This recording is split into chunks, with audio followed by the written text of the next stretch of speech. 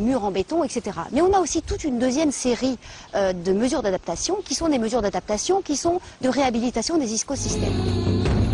Alors votre réaction, Isabelle, lorsqu'on sait qu'aujourd'hui, Isabelle ou Madeleine, puisque l'Union européenne interpelle un peu l'État du Sénégal par rapport à cette volonté aujourd'hui des pays africains d'avoir l'accès direct pour juguler le problème à l'instant, puisqu'on le sait, il y a quelque part dans ce pays des zones où les populations sont très vulnérables.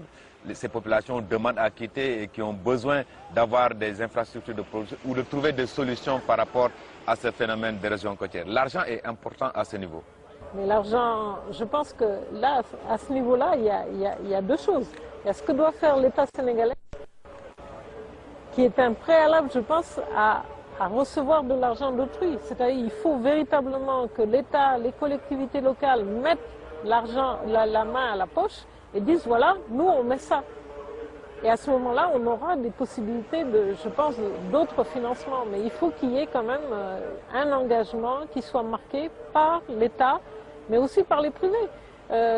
Il faut qu'il y ait un sursaut, je pense, national sur ces questions-là, et dire voilà, ben nous on est prêts à faire ça, et on a besoin, parce qu'on est un pays qui est en voie de développement, on a besoin de l'appui des bailleurs de fonds. Et les bailleurs de fonds doivent s'intégrer dans la dynamique de l'État. Mais l'État doit d'abord savoir où il va. Alors, et ça, c'est la question du projet. Ouais, la question de ce projet, Madeleine? Non, je l'ai dit tout à l'heure. L'État sait où il va? L'État sait où il va, parce que l'érosion côtière est ressortie donc, dans le plan d'action national pour l'adaptation au changement climatique parmi les priorités. Donc ça c'est clair, ça a été validé et il y a tout un travail qui est en cours, que ce soit avec les partenaires qui sont des partenaires de développement, au niveau même de la sous-région également, parce qu'il y a le programme UEMOA qui travaille également sur l'érosion côtière.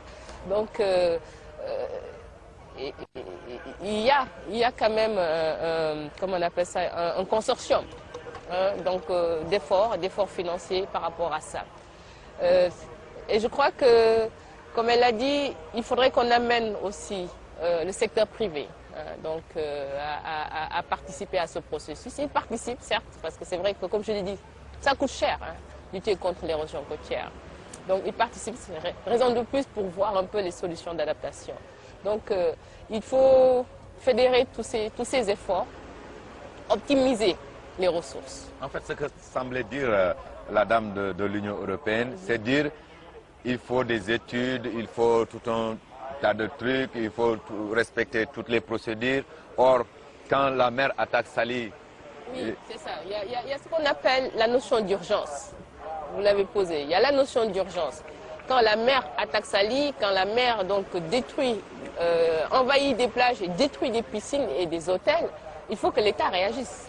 Et c'est le cas de Saly où on a eu le soutien du génie militaire qui est venu aider le ministère de l'Environnement à aider ces hôteliers à faire face à cette avancée de la mer, à faire face à ces pertes d'investissement quand même. Mais sur d'autres sites, ce n'est pas le cas, Madeleine, sur la zone nord par exemple. Sur la zone nord, c'est vrai, comme je l'ai dit, la solution, elle est étudiée. La solution, il faut regarder d'abord le milieu, le contexte. Est-ce qu'on met une digue, est-ce qu'on met quelque chose, un ouvrage en dur, ou est-ce qu'on déplace? Donc quand on se rend compte que mettre l'ouvrage en dur n'est pas la solution, on commence un processus. C'est un processus de conscientisation, de discussion, d'appropriation avec les populations rivales sur un schéma de déplacement. Waré? Vous ne m'avez pas posé de question. Mais la question, elle est simple. C'est-à-dire, vous vous êtes approché de ces populations aujourd'hui qui sont devenues des victimes de ce phénomène d'érosion côtière, des populations très vulnérables. Alors, on se pose la question de savoir, est-ce qu'on a le temps aujourd'hui, l'État a-t-il le temps d'avoir à faire des études pour régler ce problème, ou l'État doit-il réagir promptement? C'est bien de faire des études, mais bon, on ne va pas réinventer la roue. On a déjà fait des études. Il y a des schémas directeurs d'aménagement, ainsi de suite. Nous, ce qu'on peut dire, c'est qu'actuellement, avec le projet du fonds d'adaptation, il y a quand même en un an des réalisations qui ont été faites. Au moins les populations commencent à voir. Là, c'est un autre système, c'est l'accès direct. C'est l'accès direct avec le centre de suivi écologique, la DEC et d'autres ONG, où tout de suite nous avons pu réaliser 3 km de digues, faire un quai de pêche, sensibiliser, former les gens. Mais si on devait attendre des études, ça veut dire qu'on les fait pendant 2 ans, et les études, c'est qui les fait? C'est où? C'est les études faites ici au Sénégal ou bien c'est des bureaux d'études qui viennent d'ailleurs? Harmoniser nos procédures, le principe de subsidiarité, ça existe. Donc, je suis bien d'accord pour des études, mais il faut faire vite. Parce que quand ton pan de mur tombe dans la mer, tu dois te lever en pleine nuit. Tu as besoin quand même que l'État réagisse tout de suite. Et il y a toutes ces questions de sécurité, toutes ces questions des populations qui sont là et qui le vivent.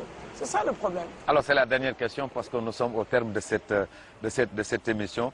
L'érosion côtière, c'est un mal, c'est un phénomène, c'est un effet adverse du climat, comme vous l'avez appelé, mais qui a ses parties anthropiques. Quelles sont les propositions que vous proposez aux Sénégalais aujourd'hui par rapport à ce phénomène? Je ne dirais pas que... Et ça, c'est le juriste qui prend la parole avant. Parce que la question littorale, si je peux parler ainsi, la question d'occupation, tous ces problèmes que nous venons d'aborder, c'est des questions transversales. On ne peut pas l'aborder seulement sous l'angle juridique. C'est vrai que le juridique est très important avec toutes les violations des règles.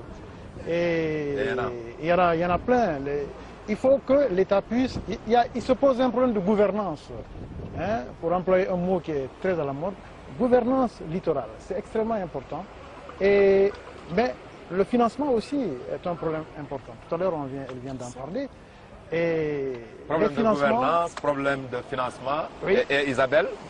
Et problème d'éthique, je dirais même. Il ne faut pas s'installer en zone côtière. C'est-à-dire qu'il faut que les gens prennent la responsabilité. Il faut que les gens arrêtent de s'installer dans le domaine public maritime et veuillent ensuite que l'État les rembourse. Ce n'est pas possible. Je veux dire, ça, il faut que ça soit clair. En tout cas, pour moi, c'est clair.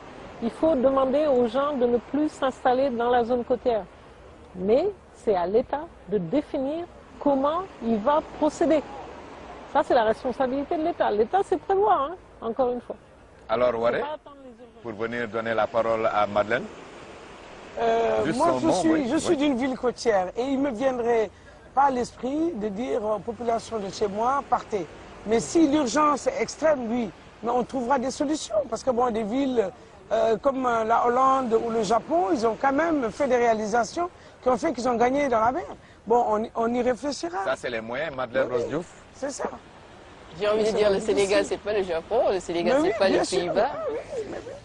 Je pense que c'est avoir une approche participative, intégrée. On discute tous ensemble sur les solutions d'adaptation. Et je suis sûre que si on va dans ce sens, on trouvera les bonnes solutions. En tout cas, merci. Ce qu'on peut retenir avec ce 3e numéro de Espace Terre, c'est que l'érosion côtière est un mal. La mer avance inexorablement. Et je pense qu'il est de la responsabilité de tous d'agir et d'agir très vite. Merci à tous d'avoir répondu à cette invitation. Je vais de ce pas rejoindre Tidjane Bari, notre reporter, qui est allé à Rufisque, Joal et Saly pour nous concocter un petit reportage sur le projet d'adaptation des zones vulnérables à l'érosion côtière.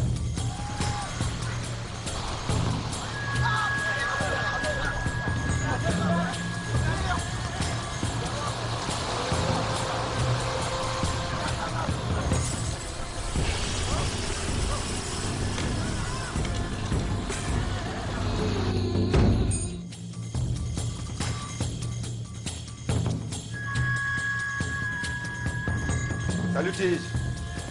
Salut Fajor. Toujours sur la brèche. Tout à fait. Je suis en train de mettre la dernière main sur le documentaire que nous devons diffuser prochainement sur l'écotourisme dans le delta du Salou. Alors, nous venons de suivre votre reportage sur la protection côtière dans les villes de Saly, Joal et Rufisque. Mais est-ce que depuis le temps de reportage, les choses ont changé? La situation d'ensemble se présente comme suit. À Joal, la digue est déjà réalisée. À Saly, le quai de pêche est en pleine réfection, tandis qu'à Rufisque, les travaux vont démarrer bientôt pour soulager les populations.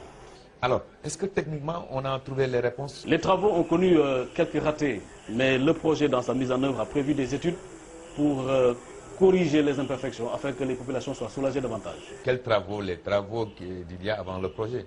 Les travaux qu'il y avait avant et qu'il faudra à nouveau reprendre en les rendant plus perfectibles.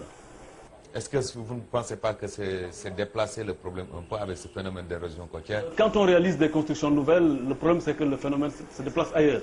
Qu'est-ce qu'il faut justement aujourd'hui pour régler ce problème d'érosion côtière qui est une menace véritable pour les populations et les économies locales? Il faudrait que le littoral soit davantage protégé et que les populations arrêtent de s'installer dans le domaine maritime, qui est un domaine protégé par l'État. Dakar et ses environs. Voilà. Merci Tidiane. Merci à vous, Fall Junior. Mesdames et messieurs, le débat n'est pas clos. Je pense que les autorités de ce pays apporteront une solution durable au phénomène de l'érosion côtière. Nous restons toujours sur la côte, mais pour un autre sujet.